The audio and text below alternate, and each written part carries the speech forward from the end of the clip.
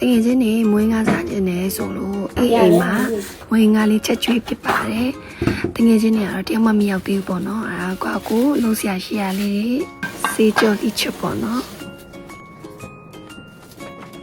ဒါတော့ငါးစီတက်ဖို့အတွက်စီတက်ပါတော့မယ်ဟိုတယောက်တည်းဟင်းချက်နေရဲဆိုလို့အေးရလာပြီးတော့အာလူထုတ်ပေးရပေါ့နော်အားစကားလေးပြောရင်ဟင်းလေးချိန်နေပေါ့ကဲစက်သွန်စီတက်ပေးပြီဆိုတော့ငါးမွေလုပ်တယ်ပေါ့နော်ကဲချက်တာတော့တေချာမြိုက်ပြပြဖို့ပေါ့ဆိုတော့တယောက်တည်းချက်နေရမို့လို့လေအားချက်သွားပါပြီ ငါတို့ရိုက်တော့ဒါလေးရိုက်လိုက်ပြီးတော့ဒီနဲတဲ့ပကံကိုတို့အတွက်ခြံထားလိုက်ပြီးတော့ဒီပကံကတော့တင်လိုက် အကောင်ကြီးကစားမယ်လေသမီးတို့က အားလုံးကောင်ကြီး မမြည်အောင် ကိုညီမလေးတို့စားစီချင်တော့ ပြင်မဝါကြီးကဲ ရမ်းမွေတဲ့ဟာပါကွင်းအဲ့ဒီမှာညမ်းချက်ကြည့်မယ်နော် ဟုတ်ကဲ့ thank you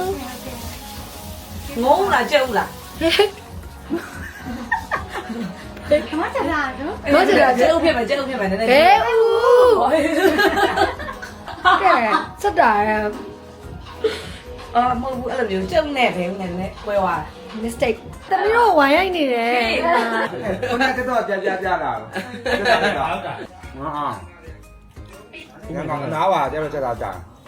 ဘာလို့လဲ ဘာမလို့ဘောလို့ပြောတော့ကတော့ review ကပါလဲဆိုတော့အနက်အရသာအစင် နောက်ကရှိန် ဒါပဲ